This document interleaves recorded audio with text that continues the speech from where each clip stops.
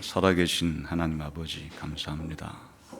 지난 한 주일 동안도 저희들을 인도해 주시고 보호해 주신 것을 감사합니다. 이 시간도 필요한 은혜를 각자에게 풍성하게 내려 주셔서 좋으신 하나님에 대한 감격과 감동과 감사가 새로워지는 복된 주일날이 되게 해 주옵소서. 예수님 이름으로 기도하옵나이다. 아멘. 오늘은 시편 23편 가운데 3절 의의 길로 인도하시는도다라고 하는 이 구절에 대해서 함께 생각을 해 보겠습니다. 의의 길로 인도하신다. 하나님이 나를 인도하신다. 인도하시는데 의의 길로 인도하신다. 신앙 고백이기도 하고 신앙 간증이기도 하겠죠. 신자로서 하나님에 대한 신앙이 담겨 있습니다. 또 실제로 신앙을 가지고 살았을 때 체험했던 경험담도 여기에 담겨 있습니다. 그래서 오늘 이 의의 길로 인도해 주신다 하는 이 구절이 목자와 양의 관계 속에서는 뭘 말하는 걸까 하는 걸 생각해 보고, 두 번째는 이제 하나님과 신자와의 관계 속에서 하나님이 신자를 인도해 주시는 의의 길이란 뭘 말하는 걸까 하는 걸 생각해 보고, 그 다음에 하나님께서 우리 신자들을 의의 길로 인도하실 때 어떤 방법을 통해서 인도하신다는 걸까 하는 이 세 가지를 중심으로 오늘 말씀을 좀 나누려고 합니다. 우선 지금 다윗은 하나님과 자기와의 관계를 목자와 양에 빗대어 말하니까 목자와 양의 관계 속에서 목자가 양을 인도한다는 말, 특히 의의 길로 인도하는 말은 어떤 문맥에서 이런 말들이 사용될 수 있는 것일까 생각해 보면요, 우선 양이라고 하는 이 동물 자체가 좀 습관이 고약한 데가 있습니다. 가만 내버려 두면은, 혼자 내버려 두면 잘 살 수가 없고, 혼자 내버려 두면 일을 망쳐버려요. 좋은 초장으로, 푸른 풀밭으로 목자가 양을 인도해 준 상태에서 이제 가만 내버려 두면은 너무 좋은 환경을 줬으니까 양이 그 푸른 초장 가운데 행복하게 사는 게 아니고 초장을 망쳐버립니다. 어떻게 망쳐버리는가 하니까 그냥 뿌리를 뽑는 거예요. 그냥 적당히 풀을 뜯어 먹다가 이 이상 뜯어 먹으면 다음에 풀이 안 나겠구나, 이 정도 해두고 이제 참았다가 다른 데 가서 먹어야지, 이런 생각을 안 해요. 끝까지 파먹는 거예요. 그 뿌리를 다칠 때까지 완전히 작살내버리는 거죠, 초장을. 그러니까 이 목자가 인도해주지 않는 상태에서 양에게 좋은 이 풀밭에 인도한다고 할지라도 거의 양은 이제 시간이 지나가지고 그 초장을 황폐화시켜버려요. 초장이 황폐해지게 되면 당연히 거기에 기생충들이 더 이제 활발한 활동을 하게 될 것이고, 그 양에게도 붙어가지고 결국 양도 그런 기생충들에 의해서 감염이 되고 아주 건강에 치명적인 타격을 입어버리는 거예요. 좋은 풀밭으로 인도했는데도 내버려 두면은 양이 그렇게 초장도 망쳐버리고 자기 건강도 해쳐버리고, 그래서 목자가 할 일은 양을 이제 건강하고 안전하게 목양을 잘하는 건데, 그러기 위해서 이제 목자의 중요한 대책은 무엇인가 하니까 양들을 이동시키는 거예요. 초장을 하나만 가지고 있지는 않거든요. 그 야외에 전체가 다 초장들이니까 목자는 평상시에 여러 군데의 초장을 잘 파악해 두었다가 여기까지 인도한 이 풀밭에 양들이 적당한 수준으로 먹게 되면은 또 끌고 다른 초장으로 이동을 시키는 거예요. 그래야 양들이 계속해서 초장도 해치지 않고 자기 건강도 잘 챙길 수 있도록 그렇게 양을 잘 인도하게 되는 거예요. 그래, 목자가 하는 일이라고 하는 것은 양떼를 이리 끌고 다니고 저리 끌고 다니고 사실은 끌고 다녀야 되는 거예요. 안 끌고 다니고 가만히 내버려두면 편할 것 같지만은 양의 습관상 초장도 망치고 자기도 망쳐버리게 되니까 목자의 가장 중요한 목양 방법 가운데 하나는 초장에서 다음 초장으로 또 다음 초장으로 그렇게 인도를 하게 된다.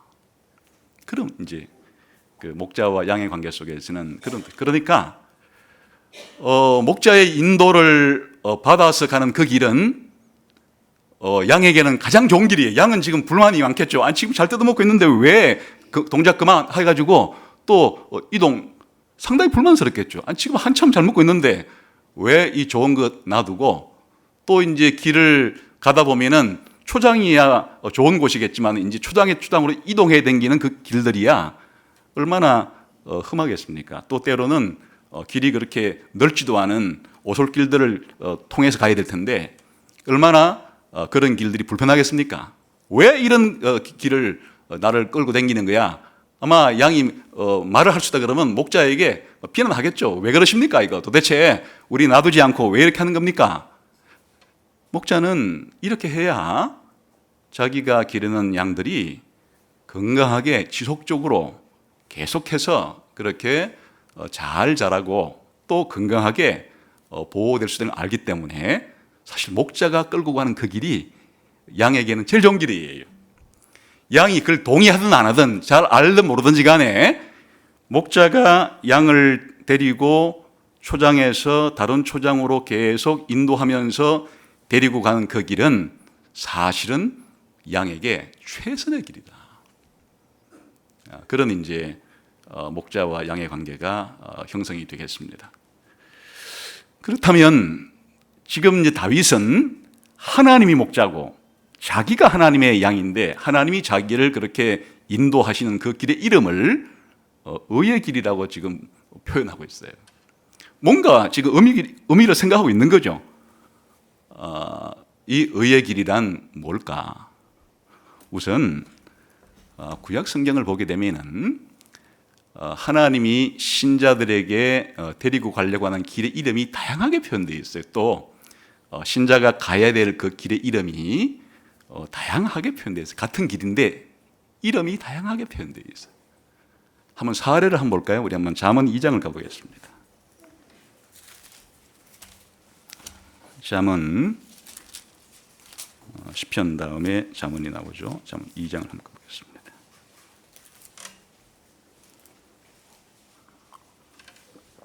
한번 여기에 다양한 길에 대한 이름이 나오는데 이게 다 따로따로 길이 아니고 같은 길이에요. 하나님께서 하나님 백성에게 주시려고 하는 같은 길인데 어떻게 다양하게 이름이 표현되어 있나 하는 걸 한번 보세요. 우선 이제 이런 길에 대한 이야기를 하기 위한 배경을 좀 알아야 되니까 1절부터 읽어봅시다. 시작. 내 아들아, 네가 만일 나의 말을 받으며 나의 계명을 네게 간직하며 네 귀를 지혜에 기울이며 네 마음을 명철에 두며 지식을 불러 구하며 명철을 얻으려고 소리를 높이며 은을 구하는 것 같이 그것을 구하며 감추어진 보배를 찾는 것 같이 그것을 찾으면 여호와 경외하기를 깨달으며 하나님을 알게 되리니 대저 여호와는 지혜를 주시며 지식과 명철을 그 입에서 내시며 그는 정직한 자를 위하여 완전한 지혜를 예비하시며 행실이 온전한 자에게 방패가 되시나니. 지금 아직 길에 대한 말은 없죠. 경건하고 신앙생활을 잘하는 이제 아비가 되었던 스승이 되었건 자식에게 혹은 제자에게 너 이렇게 살아라. 이렇게 살아야 되는 것은 내가 말해준 대로, 내가 가르쳐준 대로 살게 되면은 이 길이 곧 여호와를 경외하는 그런 길이 될 것이다. 지금 그런 말을 하고 있지, 아직 길이란 말을 하고 있지 않죠. 이 말을 잘 듣고 순종하게 되면 여호와를 경외하는 복된 삶이 너에게 펼쳐질 거다. 지금까지 이렇게 말한 거고, 이제 이거를 뭐라고 표현하는지 계속해서 봅시다. 8절부터 시작. 대저 그는 정의의 길을 보호하시며 그의 성도들의 길을 보존하려 하십니다.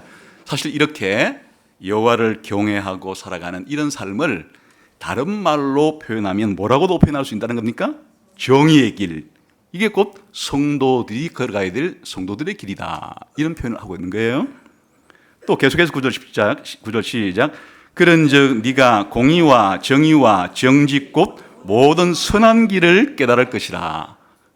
이 아까 말한 정의의 길, 성도들이 걸어가야 될 길이 뭔가 하니까 선한 길인데, 그 선한 길이라는 게 딴 게 아니고 공의롭게 정의롭게 정직하게 살아가는 그런 길이 곧 선한 길이다. 이렇게 표현하고 있죠.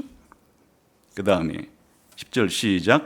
그 지혜가 네 마음에 들어가며 지식이 네 영혼을 즐겁게 할 것이요 근신이 너를 지키며 명철이 너를 보호하여 악한 자의 길과 패역을 말하는 자에게서 건져내리라.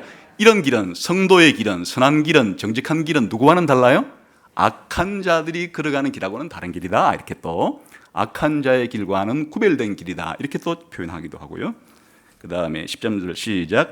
이 무리는 정직한 길을 떠나 어두운 길로 행하며. 이게 보니까 악한 자의 길은 또 달리 뭐로 표현했어요? 어두운 길이라 그랬는데 이 성도들의 길은 정직한 그런 길이다. 이렇게 표현하게 됐어요. 14절 시작. 행악하기를 기뻐하며 악인의 패역을 즐거워하나니 그 길은 구부러지고 그 행위는 패역하니라. 지혜가 또 너를 엄녀에게서 말로 버리는 이방 계집에게서 구원하리니 그는 젊은 시절의 짝을 버리며 그의 하나님의 언약을 잃어버린 자라. 그의 집은 사망으로 그의 길은 소홀로 기워진다. 이 길은 누가 지금 걷고 있는 거야? 아까 악한 자의 길은 어두운 길이기도 하고 어두로 들어가는 길인가 하니까 소홀로 빠져버리는 길이, 쉽게 말하면 음부로 빠지는 길이, 지옥 가는 길이에요. 19절 시작. 누구든지 그에게로 가는 자는 돌아오지 못하며 또 생명길을 얻지 못하느니라. 악한 자는 어두운 길로 가고 소홀의 음부의 길로 가니까 생명의 길로 못 가지만 반대로 성도들의 길은 정직한 길이고 선한 길이고 의로운 길이니까 이건 어느 길로 인도받는다는 뜻이 그러면 생명의 길을 이렇게 표현할 수도 있다는 뜻이죠. 그 다음에 20절 시작. 지혜가 너를 선한 자의 길로 행하게 하며 또 의인의 길을 지키게 하리니. 또 달리 말하면 이 성도들의 길은 선한 자의 길이고 또 의인의 길이다. 이게 그러면 이런 길들이 다 따로따로 있는 게 아니에요. 무슨 뭐 의인의 길 따로 있고 정직한 자의 따른 길 따로 있고 뭐 선한 길 따로 있고 생명의 길 따로 있고 이렇다는 뜻이 아니고, 지금 전체적으로 잠언 2장을 보니까 하나님을 경외하면서 살아가는 이런 성도들의 이 삶, 이걸 길로 표현했는데 이 길에 대한 표현이 다양하죠. 정의의 길, 뭐 선한 자의 길, 선한 길, 또 생명의 길, 의의 길 다양하게 표현하죠. 그러니까 지금 이렇게 다윗만 하나님이 나를 의의 길로 인도하신도다 이렇게 표현하는 게 아니고, 표현 방법은 달라서 그렇지 그냥 구약성경 전체가 하나님 백성들이 이해하는 바가 하나님이 하나님 백성들이 살아야 될 길을 그렇게 제시해 준다는 뜻이에요. 다양한 이름으로 그렇게 불리는 것이에요. 그래서 뭐 이 의의 길이라는 것 자체가 특정한 아주 요 길만 독특한 뭐가 있다기보다도 하나님께서 하나님 백성에게 살아가야 될 삶, 그 삶의 길, 그 삶의 길을 지금 다윗은 의의 길이라는 표현으로 이렇게 하고 있다. 이렇게 보시면 되겠죠. 그러면 이런 다양한 의인의 길, 선한 자의 길, 성도들의 길, 혹은 의의 길 말 때 그 내용은 뭔가? 그럼 구약은 한결같이 어떻게 살아가는 길을 이렇게 부르는 것이에요? 하나님께서 주신 말씀대로, 율법대로 잘 순종하면서 살아가는 길을 이렇게 표현하는 것이에요. 그러니까 결국 하나님께서 말씀을 주신다는 얘기는 하나님의 마음이죠. 내가 네가 이렇게 살았으면 좋겠다. 그건 하나님 자신의 성품이기도 해요. 하나님 자신의 성품과는 다른 삶을 살라 하는 게 아니고 그냥 하나님 자신이 살고 계시는, 하나님 자신이 행하시는 그런 길을 하나님 백성에게도 너 이렇게 살았으면 좋겠다 쉽게 말하면 나처럼 살았으면 좋겠다. 나를 닮게 살았으면 좋겠다. 그렇게 원하시는 그 길인데 하나님께서 내가 너희들이 살아가는 길 한번 알아맞혀봐. 이게 아니고 말씀을 통해서, 율법을 통해서 어떻게 살아야 할지를 알려주시는 거예요. 그러니까 구약의 문맥을 통해서 보면 하나님이 시내산에서 이 길을 가르쳐줘요. 모세를 통해서.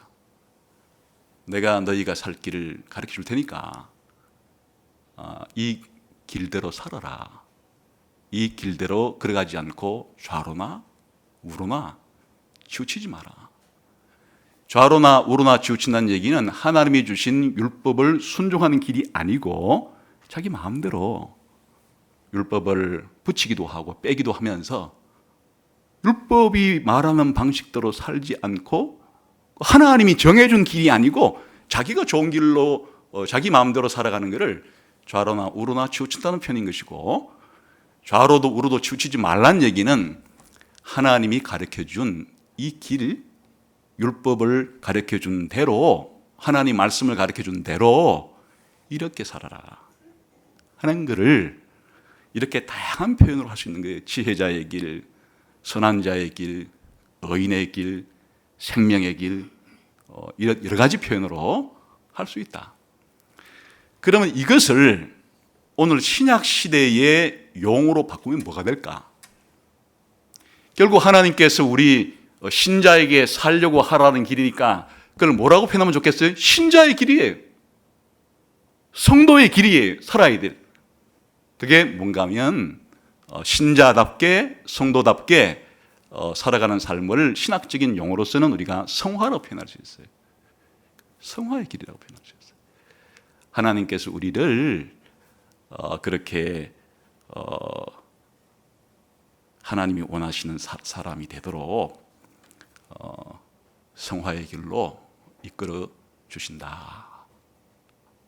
그런 표현이 쓸 수가 있겠고, 그 말이 좀 어려우면, 성화라는 말을 평상시 안 쓰고 어려우면 더 알기 쉬운 말로 바꾼다면 최선의 길, 가장 좋은 길이라 해도 되는 것이에요.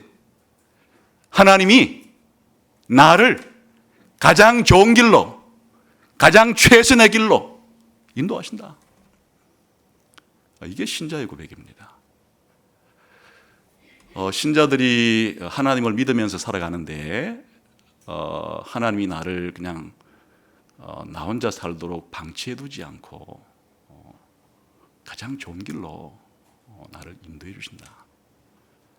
그 길은 가장 최선의 길이다. 이렇게 표현해도 좋은 거예요. 그런 고백을 지금 하고 있는 거예요. 다윗이 여호와가 나의 목자가 되어서 마치 목자가 양들을 좋은 초장을 이동해 가면서 계속해서 좋은 꼴을 먹여주면서 양들의 안전과 양들의 건강을 그렇게 지속적으로 공급해 주면서 채워주면서 그렇게 인도하시듯이 하나님이 나를 인도하고 계시고 내가 하나님 인도를 따라 살고 있는데 그 길은 정말 가장 좋은 길로 하나님이 나를 인도하고 계신다. 최선의 길로 나를 인도하고 계신다. 라는 신앙 간증이죠. 여러분은 어떻게 고백할 수 있는지 모르겠어요. 지금 하나님을 믿는다는 것은 하나님이 여러분을 방치해두지는 않는다는 뜻이에요. 방치해두면 우리도 양처럼 사고치는 거죠. 우리가 생각하는 대로 살아가면 이 세상도 망치고 나도 망치고 그렇게 되기 때문에 하나님께서 적절할 때 우리를 계속해서 인도를 해 주시는데 지금 돌아보니까 하나님이 나를 의의 길로 인도해 주셨다. 나를 점점 거룩하게 인도해 주신 것 같다. 나를 가장 좋은 길로 지금까지 인도해 주신 것 같다. 이런 고백의 표현이 나를 의의 길로 인도해 주신다. 이런 고백으로 나왔습니다. 그래서 여러분이 지금 그렇게 생각을 하실 수 있으면 내가 처음 예수님 믿을 때보다도 정말 하나님 나를 많이 바꾸셨다. 내가 지금 아직은 만족한 수준은 아니지만 그래도 예수님 처음 믿을 때보다는 나를 그래도 많이 바꿔주셨다. 많이 성장시켜 주셨다. 신앙적으로 많이 나를 키워주셨다. 이런 고백이 나올 수 있으면 지금 바울이 아닌 다윗과 똑같은 지금 고백을 하는 거예요. 그러면 성화라고 하는 것은 그냥 간단하게 말을 하자 그러면 하나님이 우리를 지금 만들고 싶은 인간상이 있는데 그 인간상이 너희들도 한번 풀어놓을 테니까 하여튼 너희 살고 싶은 대로 살아봐라. 이건 아니고 하나님께서 우리를 성도로 부르실 때 하나님이 만들고 싶은 상이 있어요. 인간상이 있는데 그 성경에서는 그거를 표준, 그 기준이 예수님이죠. 그리스도의 형상을 담도록.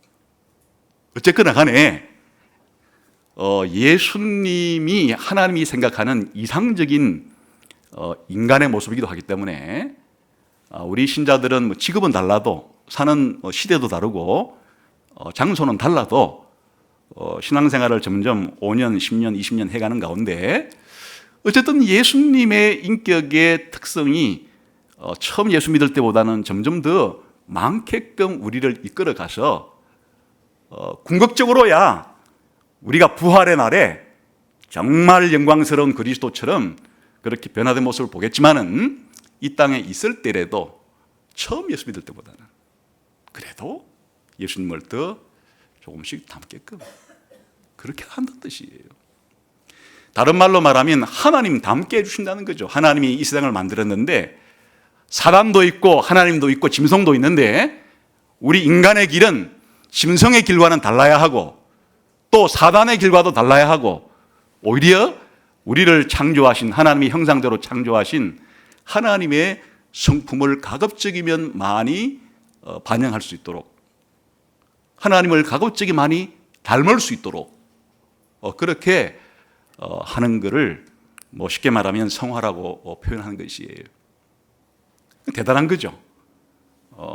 인간은 짐승이니까 짐승처럼 살라 이게 아니고 인간은 하나님께서 만든 짐승과 똑같은 그런 몸을 가지고 있는 육체를 가지고 있긴 하지만 인간은 짐승이 아니다.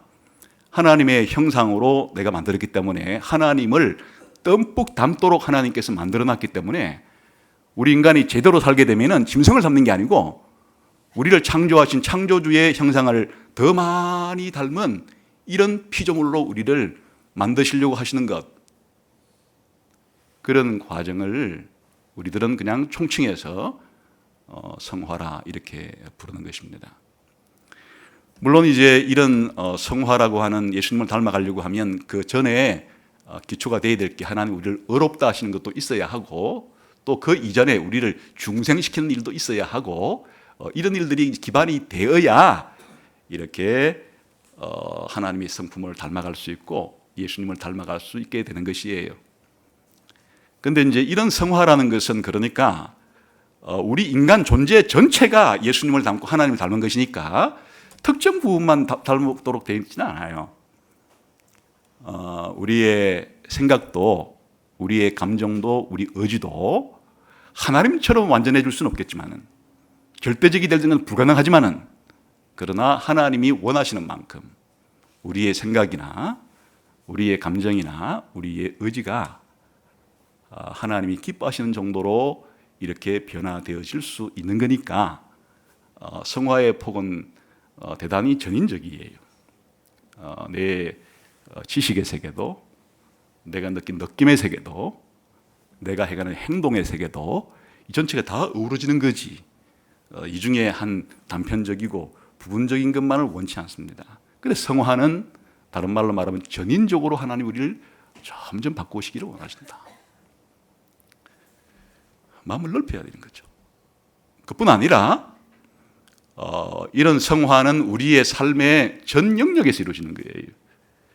그냥 남편과 아내 사이에는 하나님을 닮고 예수님 닮기를 원하는데 부모 자식 사이에는 전혀 적용시킬 수 없다. 이거는 원수다, 전쟁이다.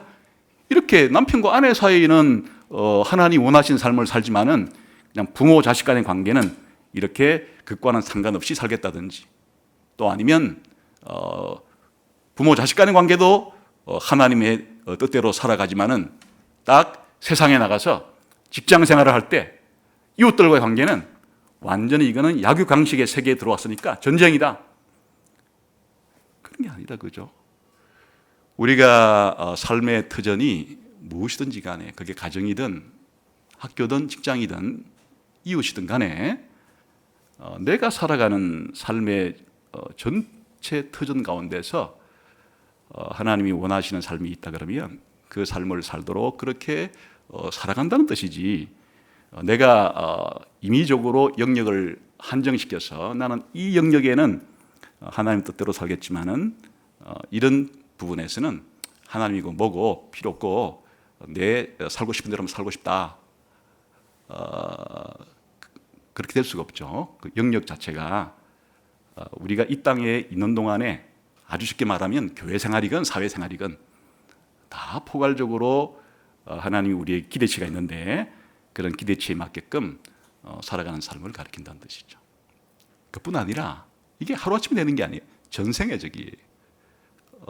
우리가 변한다는 게, 성장한다는 게 특별한 어떤 체험 한 번을 하면 내가 순간적으로 번개에 맞듯이 하나님 은혜 한번 맞아버리게 되면은 완성되어 버리는 것은 성화일 수가 없고 순간적인 체험일 수는 있는데 성화는 그냥 계속 매일매일 하루도 빠지지 않고 내 속에서 일어나는 일이고, 또 언제까지 지속되는 일인가 하니까 딱 호흡 끊어지기 전까지 전생애적으로 내 안에서 일어나는 이런 일단의 과정을 성화라 부르는데, 핵심은 내 전인격이든 내 삶의 전 영역이건 내 전생애건 하나님께서 나에게 어떤 길로 지금 인도해 주시는가 하니까 하나님을 점점 닮아가는 길로, 예수님의 성품을 닮아가는 길로 나를 인도해 주신다. 이렇게 고백하는 것입니다. 그러니까 이런 그 신앙의 고백 자체가 사실은 신자의 길이에요. 옛날보다 예수 믿고 난 다음에 내 생활이 뭐가 바뀌었나? 옛날에는 좀 가난했었는데 이상하게 예수 믿고 난 다음에 살만해졌어. 예수 믿기 전에는 내가 좀 건강이 좀 나빴는데 지금 더 좋아진 것 같아. 뭐 그런 변화가 있을 수도 있겠죠. 그런데 지금 중요한 문제는 뭔가 하니까 하나님이 자신을 자꾸 닮도록 나를 만들고 있는데, 내가 예수님 처음 믿기 전보다는 그래도 내가 하나님을 닮은 모습이 어느 정도 더 발전되었나? 이런 기준으로 하나님이 나를 의의 길로 인도하신다. 이렇게 고백을 하는 겁니다. 그러면 하나님께서 우리를 이런 길로 인도하실 때 어떤 방법을 통해서, 어떤 과정을 통해서 의의 길로, 성화의 길로 인도하시는 걸까? 여기 지금 나와 있지는 않지만 이게 성경 전편에서 하나님이 자신의 백성을 의의 길로 인도하시는 것이 설명되어 있기 때문에 우리들이 이제 이 부분을 생각해 볼 수 있습니다. 크게 두 가지 방식으로 하나님은 의의 길로 우리를 인도하시는데, 하나는 성령을 통해서 인도하시고 다른 하나는 하나님의 말씀을 통해 인도하세요. 하나님께서 자기 백성을 인도하실 때 어떻게 의의 길로, 하나님이 원하시는 길로 우리를 이끌어 가시는가? 그런데 이제 구체적으로 말하면 구약 시대 때 하나님이 직접 하나님 백성을 인도하시는 것이 이제 신약 시대 때는 하나님이 선한 목자로 보내주신 예수님이 우리를 인도하신다는 표현으로 바꿔도 되는 거예요. 구약 시대 같으면 하나님께서 하나님의 백성 이스라엘을 어떻게 인도하시는가? 신약 시대로 말하자 그러면 예수님이 우리의 선한 목자신데, 선한 목자이신 예수님의 양인 나를 어떻게 인도하시는가? 똑같아요. 성령과 말씀을 통해서 인도하시는 거예요. 하나님의 성령과 하나님의 말씀을 통해서 하나님은 우리를 의의 길로 하나님과 함께 인도하신다. 이게 성경이 가르쳐주는 가장 중요한 원리입니다. 하나님께서 우리를 하나님답게 하나님을 점점 반영할 수 있도록 하기 위해서 성령님을 통해서 우리를 인도하세요. 구약시대 때도 그랬어요. 구약시대 때 성령님이 인도하는 표현을 본 적이 없는데요. 모형을 통해서 하나님이 보여주셨는데 이스라엘 백성들을 광야에서 인도할 때 구름 기둥과 불 기둥으로 인도해요. 그러니까 이스라엘 백성은 철저히 광야 40년을 살아가는 동안에 자기 가고 싶은 길로 걸어가서는 안 되는 거예요. 행선지를 자기들이 정하지 않았어요. 하나님께서 너희들이 이 광야 길을 걷는 동안에 내가 너희를 인도한다. 그런데 하나님이 인도하시는데 어떻게 인도하는가 하니까 구름 기둥과 불 기둥을 가지고 이스라엘 백성을 인도하신 거예요.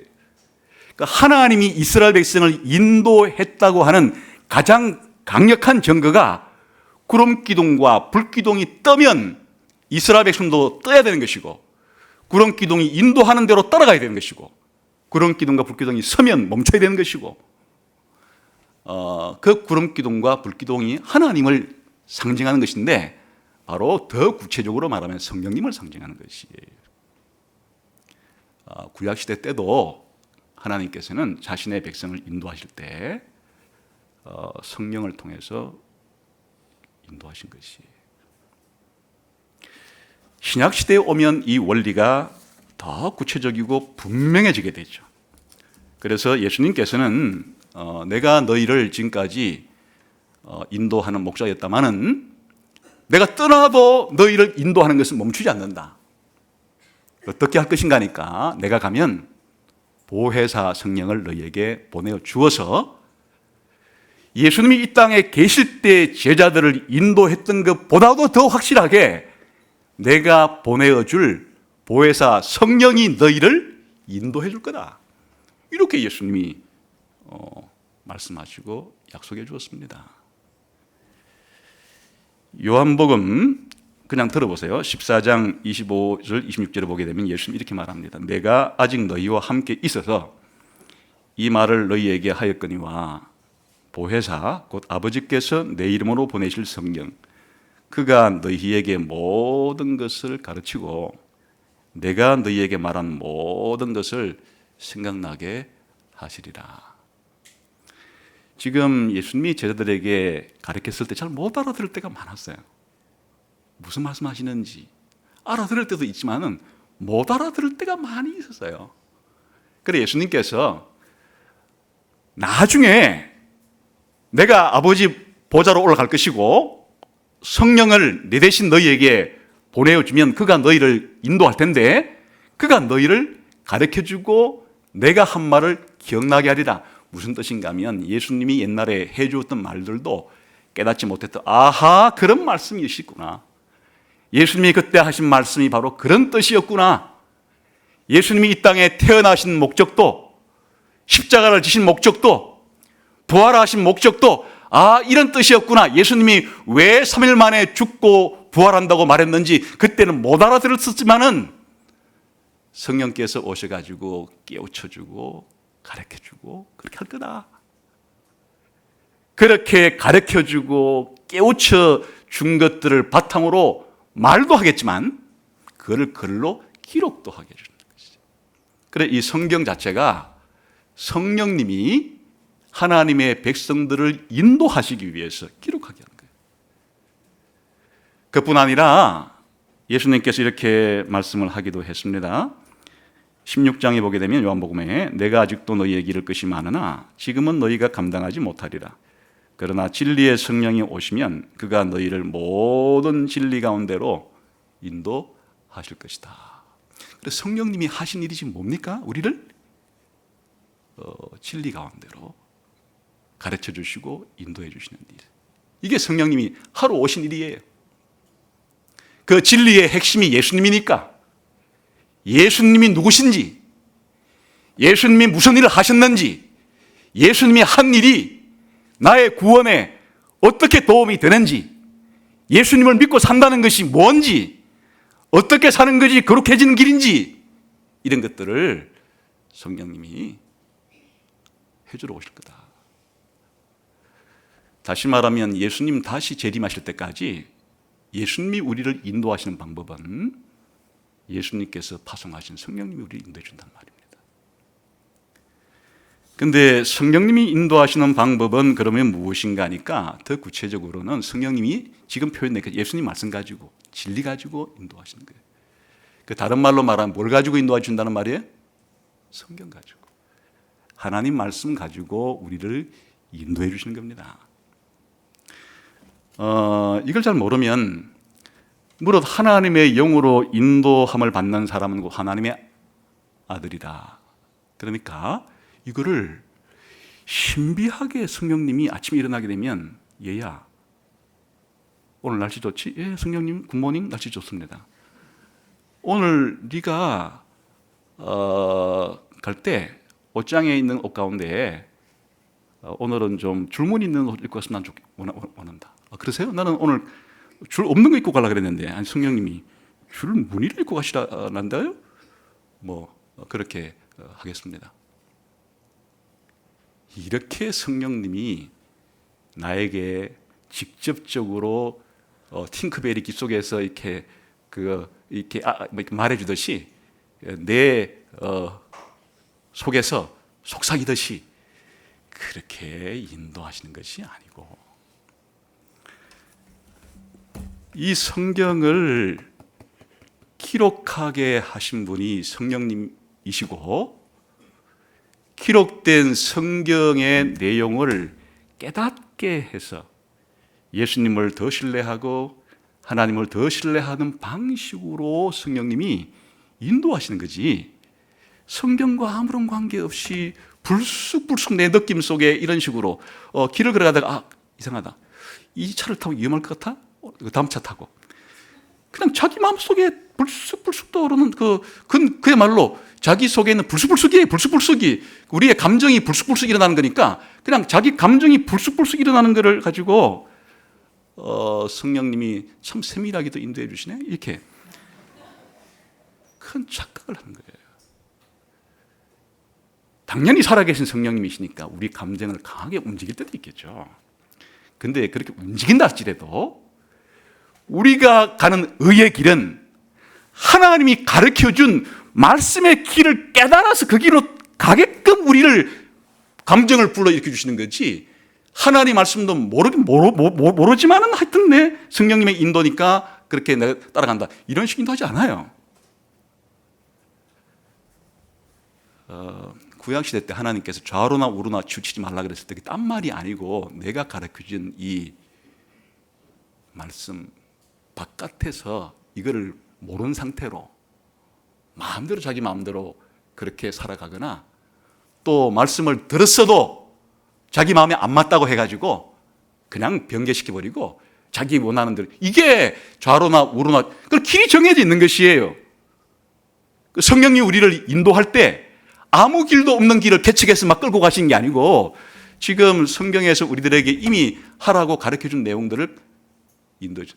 더 쉬운 말로 말하면 날마다 매주일마다 예배를 드릴 때 십계명을 읽는데 하나님만 예배하도록 하나님을 바른 방법으로 예배하도록 거룩하고 경건한 자세로 하나님 예배하도록 하나님이 예배하라고 한 나를 잘 지키는 방식으로 성령님이 감동을 시키시는 거지. 만약에 그런 감동을 안 주고 다른 방식으로 감동을 준다 그러면 그거는 악령이겠죠.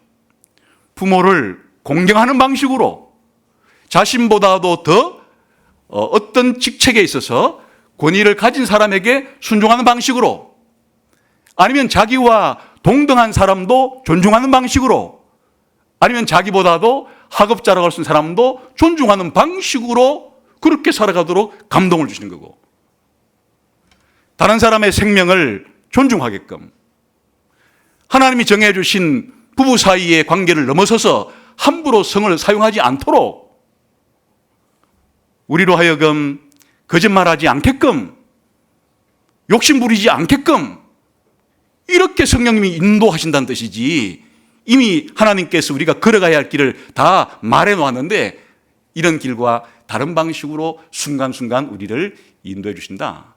그게 이제 성령님에 대한 인도가 뭔지에 대한 생각이 부족해서 그런 것이에요. 그러니까 예수님께서 우리를 인도하신다는 방법이 성령님과 말씀을 통해서, 제가 설교하기 전에 꼭 빼놓지 않은 기도가 늘 말씀과 성령으로 오늘도 인도해 달라, 그거밖에 없기 때문에 우리가 인도받는 방법이 그 이상의 다른 방법이 뭐가 있겠어요? 그러니까 우리가 하나님의 인도를 잘 받으려고 하면 어떻게 해야 하나님의 인도를 받을 수가 있는지를 알아야 되는데, 바로 하나님 말씀을 잘 아는 만큼만 더 잘 인도받을 가능성이 높겠죠. 그러니까 계속해서 우리가 하나님의 인도를 구한다면은 하나님의 말씀을 더 깊이 또 더 넓게 그렇게 부지런히 공부하면서 인도를 구하는 것이, 그게 정상적인 인도를 받는 길이다. 말씀을 맺겠습니다. 사실은 우리 지나간 선배들이 다 그렇게 인도받은 거예요. 하나님이 아브라함 인도하실 때 어떻게 인도했습니까? 말씀을 줬어요. 아브라함에게 한 약속이 있어요. 그 약속대로 인도해 가시는 거예요. 아브라함도 하나님이 자기가 한 약속대로 인도해 가시기 때문에 그 약속을 쫓아서 따라가는 거예요. 이삭도 야곱도 하나님이 다 약속해 줬어요. 하나님이 해준 약속대로, 말씀대로 하나님은 그들을 이끌어 갔어요. 그들도 하나님의 인도를 받을 때 하나님이 자기들에게 해주신, 아브라함을 통해 주신 약속대로 인도를 받아갔습니다.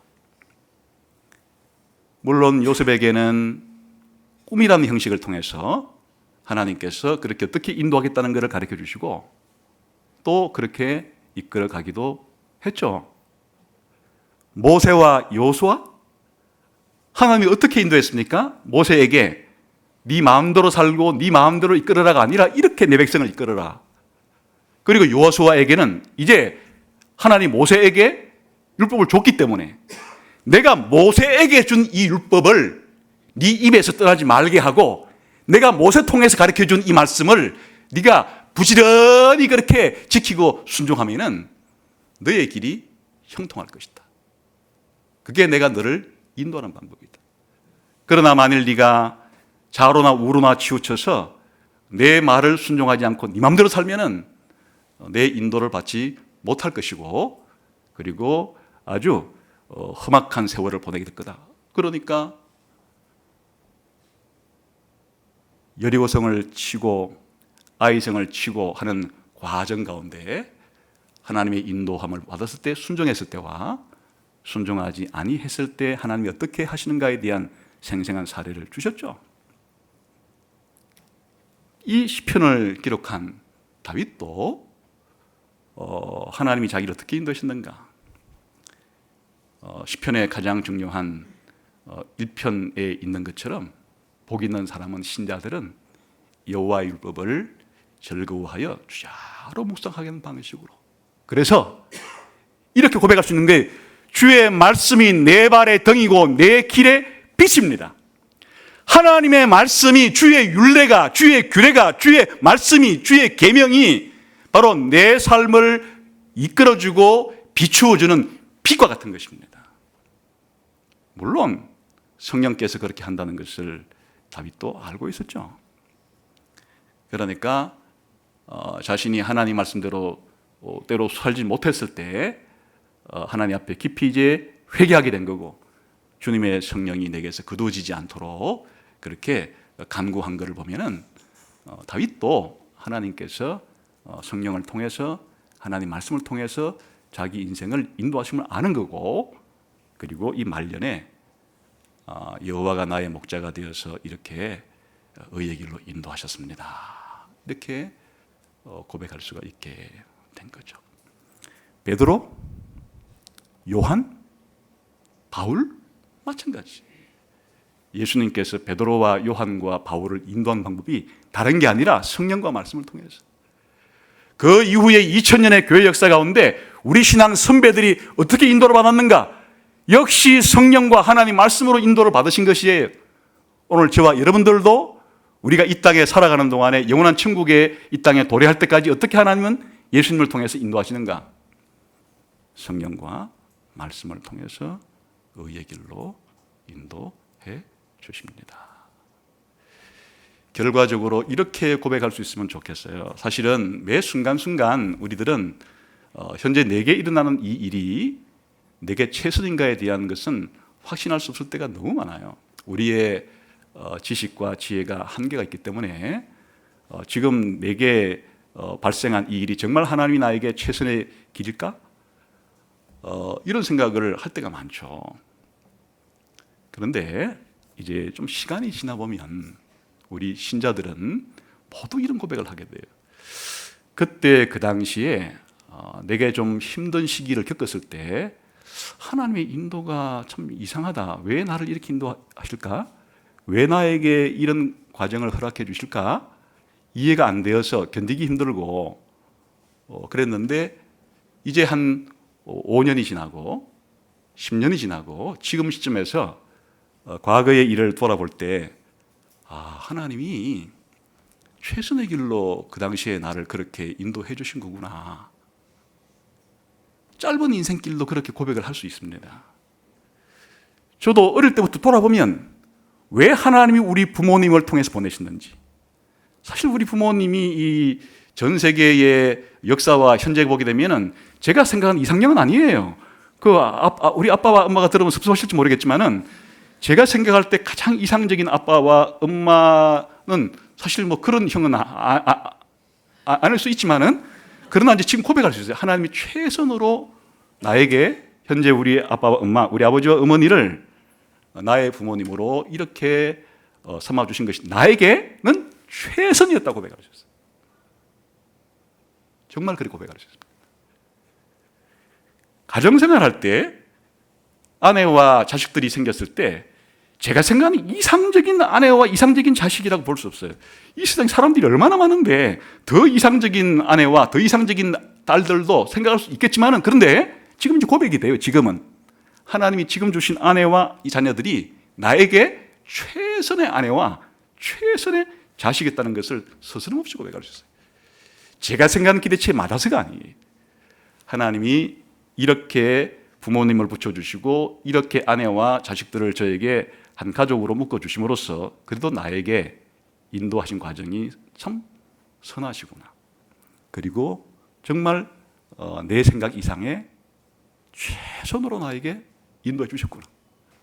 제가 아플 때도 있었습니다. 아파가지고 뭐 학기를 쉴 때도 있었고 그랬는데 그때 힘들었죠. 왜 나에게 이런 일이? 누구든지 아프면 그런 생각이 들게 되는 거예요. 왜 나에게 이런 일이? 내가 뭐 나쁜 짓 한 것도 아니고 열심히 살았는데 왜 나한테 이런 일이? 그런데 그것이 사람의 질병을 바라보는 시각과 인간의 연약함을 얼마나 많이 알게 해주는지, 그 이후에 잘 될 때만이 아니고 인간관계에서 어려움을 겪을 때마다 그런 과정을 통해서 사람을 더 깊이 알게 되고, 그리고 제가 책을 하나 읽는 것도 그때는 왜 그런 책을 읽는지 모르지만은 세월이 5년 지나고 10년 지났을 때 하나님이 그 시기에 그런 책을 만나게 해주셔서 읽게 해주시고 이해력을 주신 것 자체가 그냥 하나님 오늘의 나를 지금까지 인도하시는데 최선이었구나. 현재까지 고백이 그런데 아직도 살 날은 남아있으니까 마지막 제가 그렇게 숨을 거두기 전에 제 신앙 고백을 하고 죽을 수 있는 시간이 주어진다 그러면 지금 다윗처럼 이런 고백이 있었으면 좋겠어요. 하나님께서 내 영혼을 소생시키시고 나를 의의 길로 인도해 주셨습니다. 하나님의 영광을 위하여. 여러분에게도 지금은 다 여러분의 형편 자체가 이렇게 정말 나를 의의 길, 최선의 길로 인도해 줬다는 확신이 안 들지도 모르겠는데 조금 시간이 지나 보면 다윗이 했던 이 고백처럼 여러분에게도 그런 고백을 주실 겁니다. 또 지금 그런 고백이 있는 분들은 그렇게 사시면 되는 거예요. 그게 하나님이 우리의 선한 목자이기 때문에 가능한 일이에요. 그래서 의의 길로 인도해 주신 하나님, 의의 길로 인도해 주시는 예수님이 우리에게 있다. 이것보다 우리 신자들에게 힘이 되고 격려가 되고 위안이 되는 내용이 또 어디 있겠습니까? 평생을 살아가는 여러분들에게 하나님께서, 예수님께서 나의 선한 목자가 되셔서 나를 의의 길로 인도하신도다. 여러분의 고백이 되시기를 주님의 이름으로 축원합니다. 기도하겠습니다.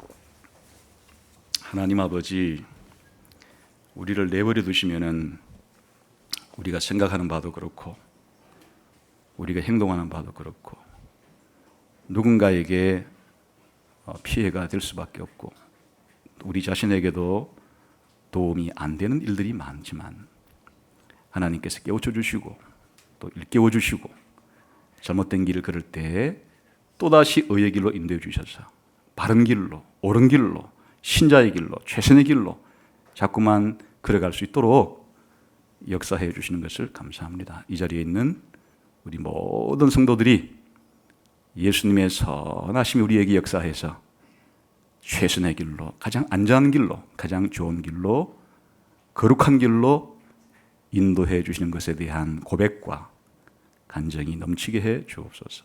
예수님 이름으로 기도하옵나이다. 아멘.